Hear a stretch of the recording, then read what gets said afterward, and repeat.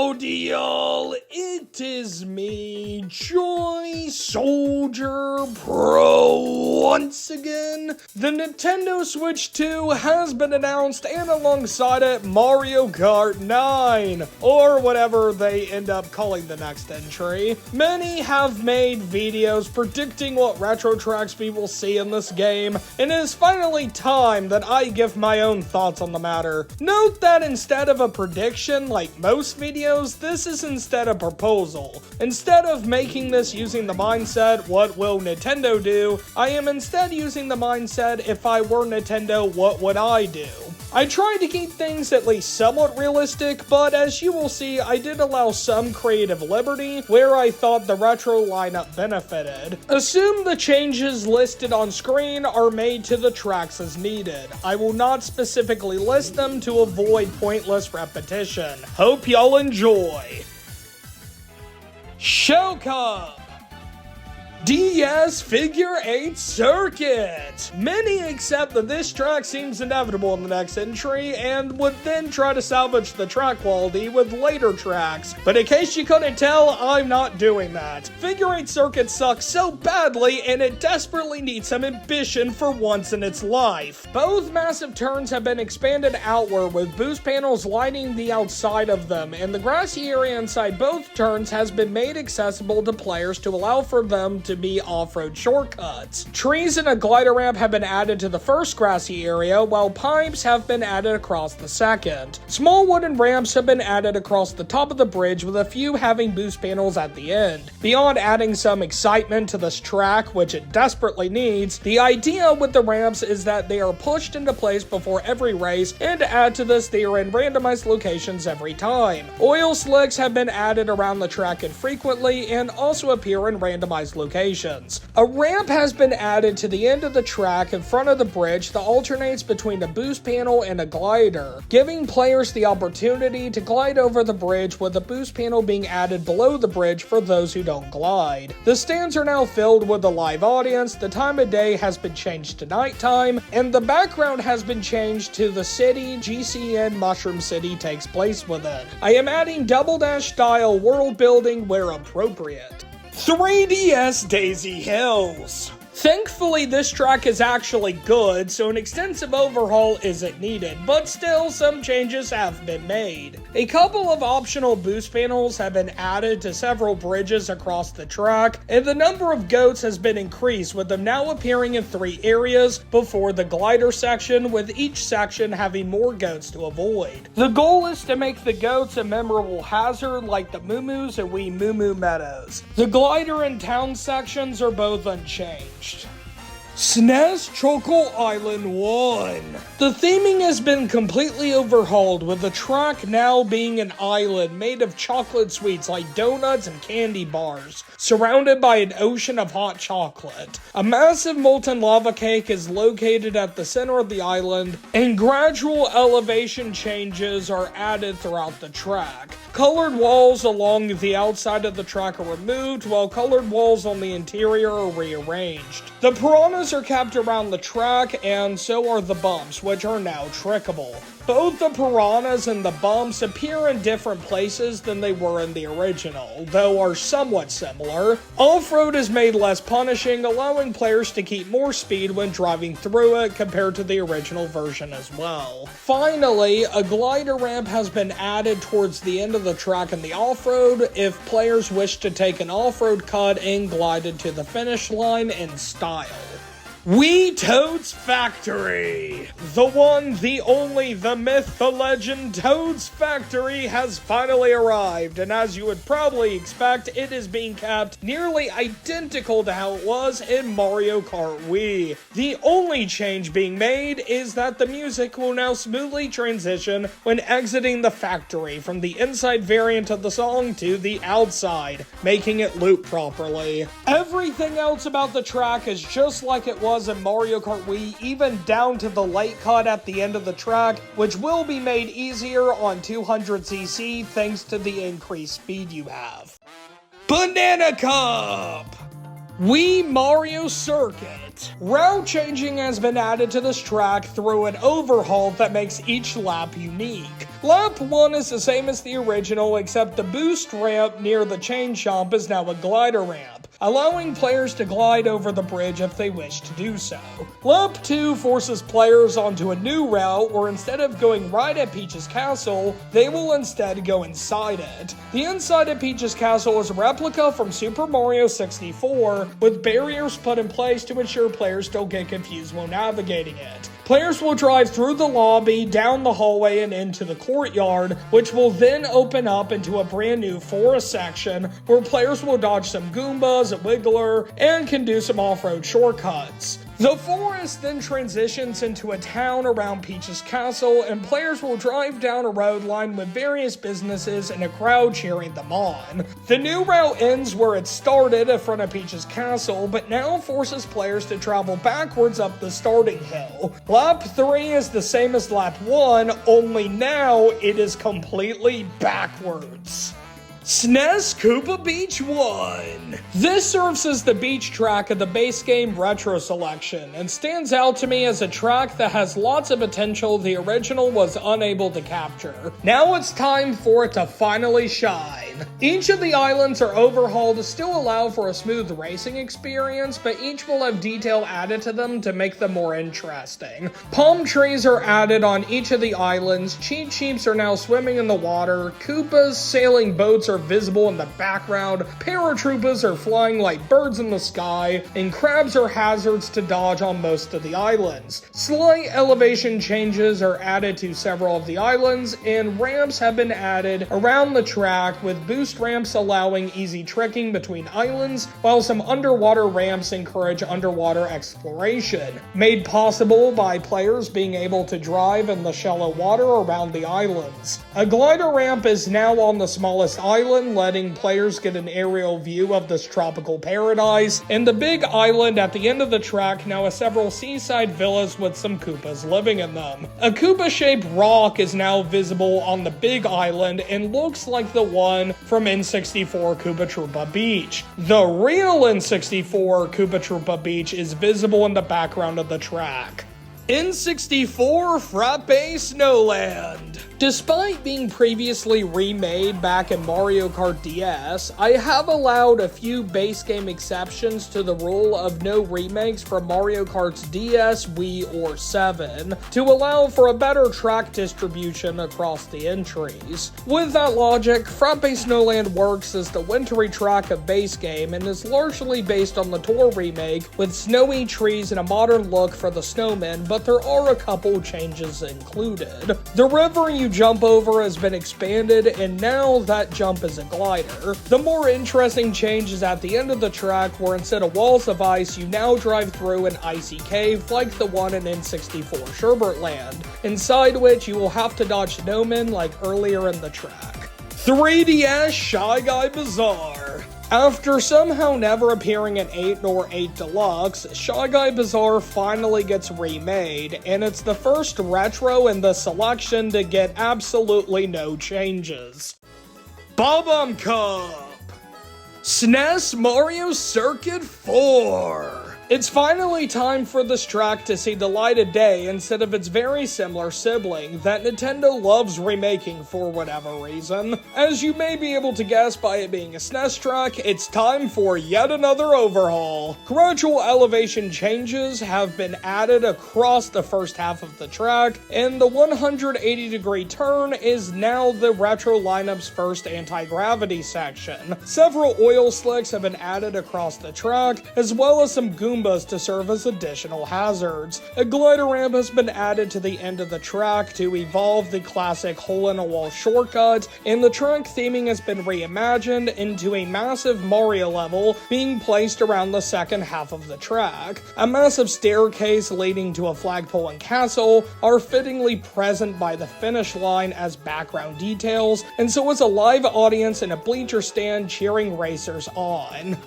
DS Delfino Square. This track was remade back in Mario Kart Wii, making it the second previously remade base game retro track. This retro is kept nearly the same as the original, except the boost panel at the end of the drawbridge now changes into a glider, allowing players to glide off it at the end of the race. Whether the panel is a boost or a glider is determined by the height of the drawbridge. Wii U Electrodrome! We finally reached our first Wii U Retro, and as you would expect, no changes are being made to it. Even the music variant is kept, and assume this is true for all retros that have a music variant of some kind. Tour Piranha Plant Pipeline. The Booster Course Pass in Mario Kart 8 Deluxe remade every tour track, so it seems impossible to include one in base game. Except I lied. Somehow Piranha Plant Pipeline never was remade, and it is the only tour track to not be included in the Booster Course Pass. While this is very unfortunate for Pipeline, it also makes it without a doubt the best and really only candidate to represent Tour in the base game of this new entry. This remake remains faithful to the original, but with one major change: anti-gravity. Players are now able to drive all over the walls and ceilings of the pipes, making it a lot crazier than it was in Tour. Worth mentioning, the half-pipes are retained, and yes, half-pipes are featured in this entry. Another thing that's worth noting, half-pipes actually function in this game, unlike Tour. Leaf Cup! N64 Wario Stadium!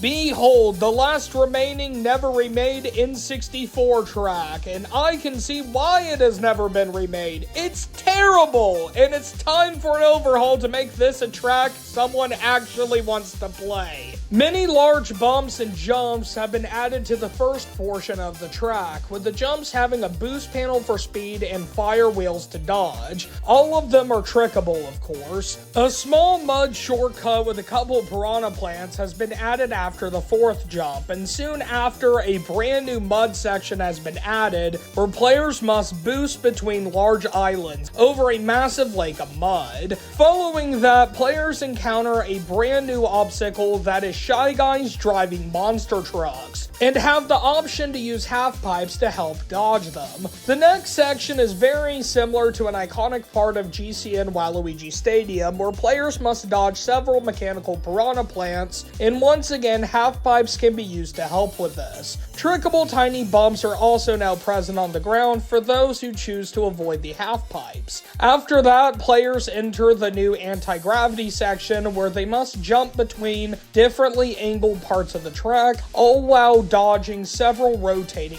fire bars. Following this and one more jump with a fire wheel, players encounter a combination of both Shy Guy monster trucks and mechanical piranha plants in one massive half-pipe section, as a final challenge before the track's climax. After the half-pipe section, players will see a series of massive boost panels that lead to a glider ramp, as players glide through a fire wheel and to the other side of the gap. Falling into the gap now results in a player being respawned on the other side. Assuming players stay airborne, they can attempt to make a shroomless shortcut by gliding over a massive mud pit as well as the wall behind it. But this requires them to dodge fireballs being spit at them by fire piranha plants located in the mud pit below them. If successful, players can glide across both and skip a couple of turns in the process, but if unsuccessful, they can enjoy a final half-pipe wall. Either way, players will then encounter some big final bumps before one final jump with a boost panel and a fire wheel to end the lap.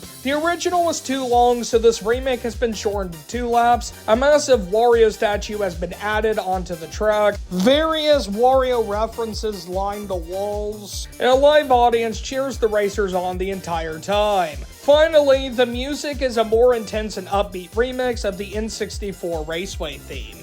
GCN Mushroom City! We reached the first Double Dash Retro of the base game selection, and it has been kept largely the same as the original. The vehicle variety from Double Dash has not only been retained, but has actually been added upon, with brand new cargo trucks being added into the mix in addition to the ones that were already present in Double Dash. The number of vehicles across the track has been increased somewhat to make the track more difficult, and the speed of the vehicles will now be increased if the track is being played on 200cc. Traffic hazards moving faster on 200cc is a universal change across all traffic tracks in this new entry.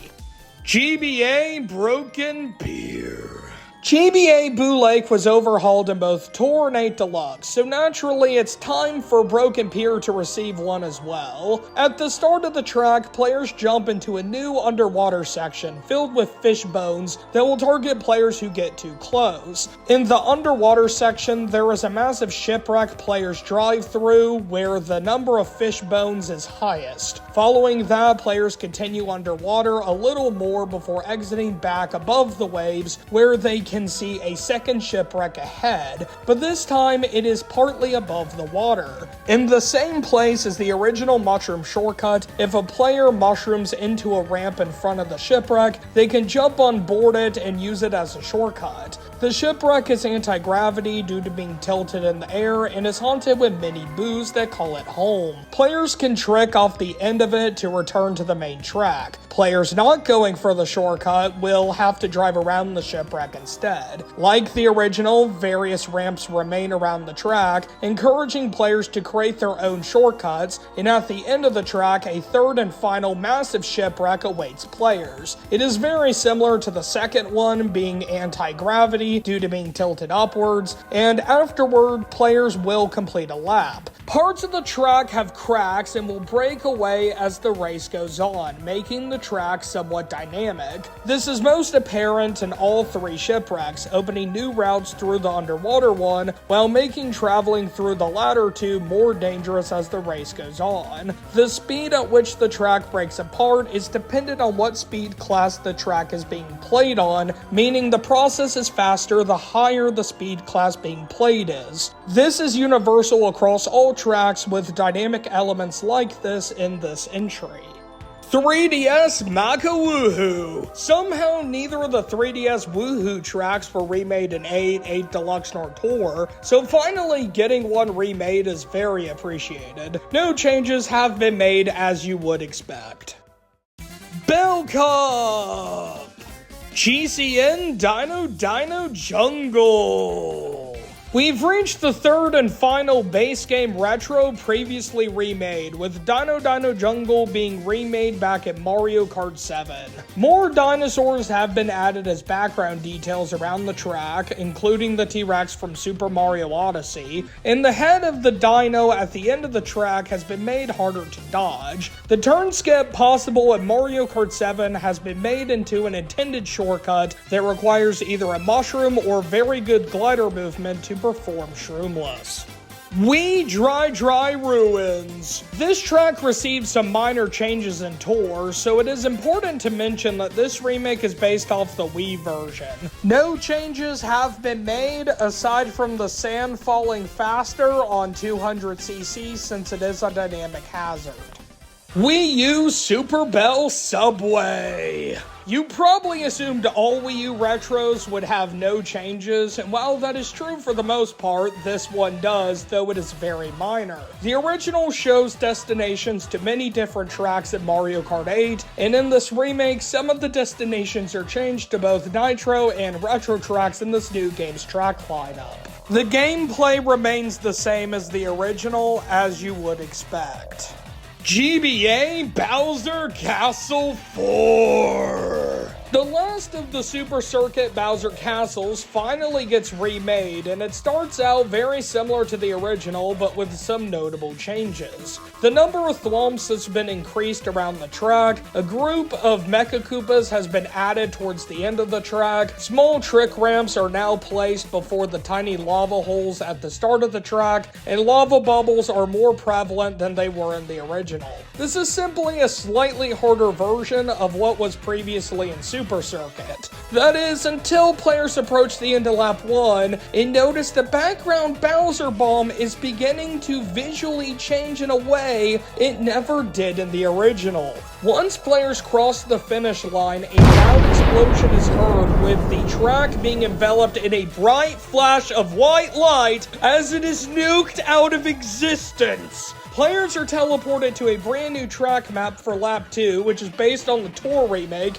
and is set after the original track is blown up, leaving the castle in ruins, as well as a strangely familiar yet new layout to traverse. Lap 2 is largely the same as the Tour remake, but like lap 1, there are some notable changes. Extra thwomps are added around the track, Mecha Koopas are included shortly before the optional off-road ramp, lava geysers now appear in both the parkour and glider sections, and the clown car that spits out pinballs down the hill is now being piloted by none other than imposter Bowser himself.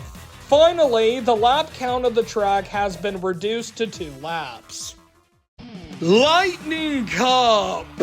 Wii U Cloudtop Cruise, another Wii U retro, and like Electrodrome, it is being given absolutely no changes. GCN Wario Colosseum! Today is Wario's lucky day because he is getting not just 1, but 2 tracks to his name in base game. Somehow this track has never been remade, and it's finally time to change that by giving it the anti-gravity overhaul it deserves. The chaotic layout makes my usual overview strategy for showing changes ineffective, so I will have to improvise. Anti-gravity is now active from where players land from the massive jump, all the way to the large open area where players can jump for an item box. The track layout in this area, as well as the rest of the track, is the same as the original, but the experience is very different, with crazy turns Wario Colosseum is known for now being experienced alongside driving sideways and even upside down, with the intensity of the anti-gravity changing constantly in a way that I simply cannot show here. Besides the crazy anti-gravity, a fire wheel has been added to the final jump, while 3 fire wheels have been placed after the big jump mentioned earlier, adding to the thrill and insanity of this track. Finally, the item box going back and forth on the large open area that you can jump for is now a guaranteed double item box, assuming you can actually hit it, and the stands around the track are now filled with a live audience cheering on the insanity that is going down as the racers go around this absolute gauntlet. DS Bowser Castle. This remake is very similar to the original, but has been changed in several aspects. The shortcut after the spinning platform is too easy in the original, so an additional thwomp has been placed in the hallway to make it more challenging. The spiral upwards has been made into a brief anti-gravity section. The area you fall into if you fall off the rotating cylinder has been reimagined into a garden. Boost ramps before the moving square platforms have both been changed to glider ramps, and lava geysers now shoot up through the metal grate platforms towards the end of the track. The most interesting change is to the rotating cylinder, which now spins faster on 200cc, making it more challenging to stay on. GBA Rainbow Road! The track that everything has been building up to has finally arrived, and yes, I have GBA Rainbow Road ending base game like so many others do. Like many tracks before it, it is time for this track to be reimagined and overhauled. 6 massive rainbow items have been added around the track, and each represents a base game retro cup players had to overcome to reach this point.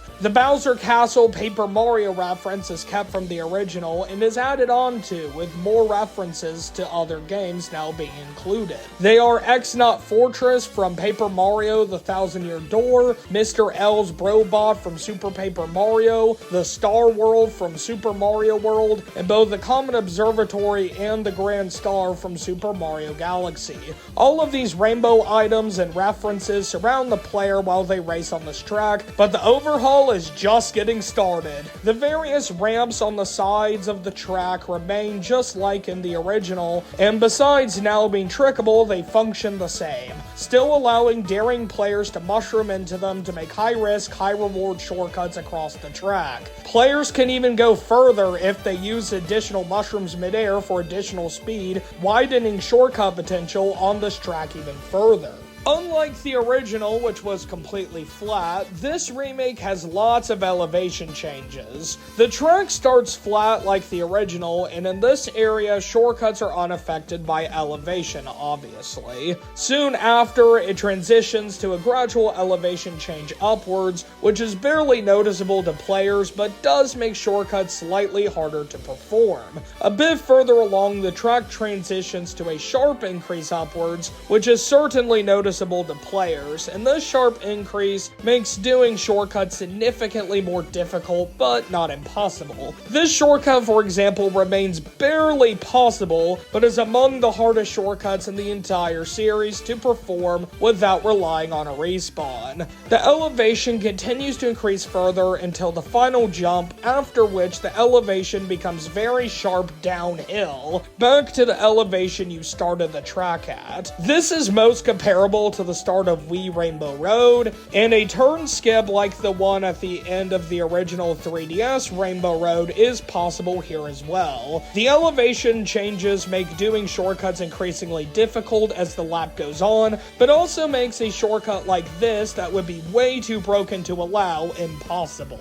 In addition to elevation changes, the stars that rain near the start of the track are no longer hazards, and instead give players a star effect if collected. Additionally, several rainbow thwomps like the ones from SNES Rainbow Road have been added across the track to provide a hazard to dodge. Like in recent remakes, they cause a ripple effect to the surrounding track when they slam down, with the ripple waves of course being trickable. This opens the window for even more shortcut potential with luck and good timing, but can also complicate doing shortcuts as well. The final change for this track is a change that applies to the entire track from start to finish, and that is none other than anti-gravity. Like Wii Rainbow Road and Mario Kart 8 Deluxe, every part of this track is fully anti-gravity, meaning if two players ram into each other, they will both get a mutual speed boost. And considering nearly every edge of the track is a ramp that will not hesitate to send you off the edge to your death,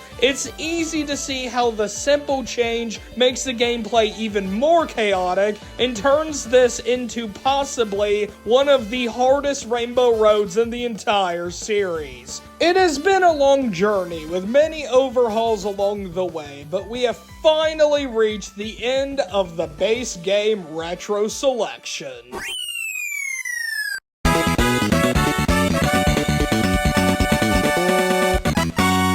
Breaking down the base game retro track selection, there are 3 SNES tracks, which are Choco Island 1, Koopa Beach 1, and Mario Circuit 4. 2 N64 tracks, which are Frappe Snowland and Wario Stadium. 3 GBA tracks, which are Broken Pier, Bowser Castle 4, and Rainbow Road. 3 GCN tracks, which are Mushroom City, Dino Jungle, and Wario Colosseum. 3 DS tracks, which are Figure 8 Circuit, Delfino Square, and Bowser Castle. 3 Wii tracks, which are Toad's Factory, Mario Circuit, and Dry Dry Ruins. 3 3DS tracks, which are Daisy Hills, Shy Guy Bazaar, and Maka Wuhu. 3 Wii U tracks, which are Electrodrome, Super Bell Subway, and Cloudtop Cruise. And finally, 1 tour track, which is Piranha Plant Pipeline.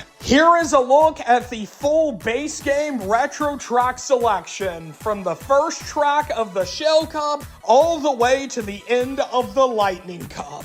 We have come such a long ways, and yet we've only reached the halfway point. This proposal has 24 retro tracks. There are also 24 nitro tracks that I did not discuss here. That totals to 48 tracks. That is how many Mario Kart 8 Deluxe had when it released on the Nintendo Switch. But after getting DLC, that game now has 96 tracks. This is especially important considering it is currently the biggest game in the series, and it is also going to be backwards compatible on the Nintendo Switch too, meaning Mario Kart 9 is going to have to compete with the beast that is a Deluxe. What this ultimately means is that Mario Kart 9 having 48 tracks, that being 24 nitros and 24 retros, simply isn't sufficient. It needs at least 96 tracks to justify itself compared to Mario Kart 8 Deluxe, which means Mario Kart 9 needs its own DLC like Mario Kart 8 Deluxe had. And I have already accounted for this, because while constructing this base game retro proposal, I have also in the background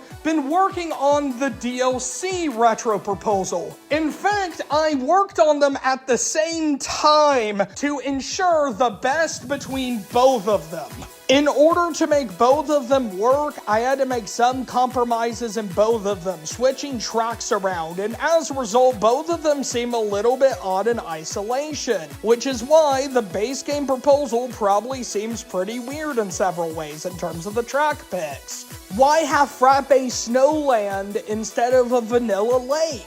Why have Delfino Square when Airship Fortress is there? Why have Dino Jungle instead of Lakeside Park?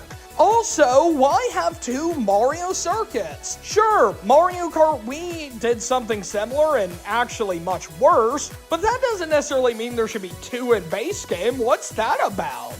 All of these are the result of having to make concessions to make both work. And that is why I'm not done yet. We're only halfway through this journey.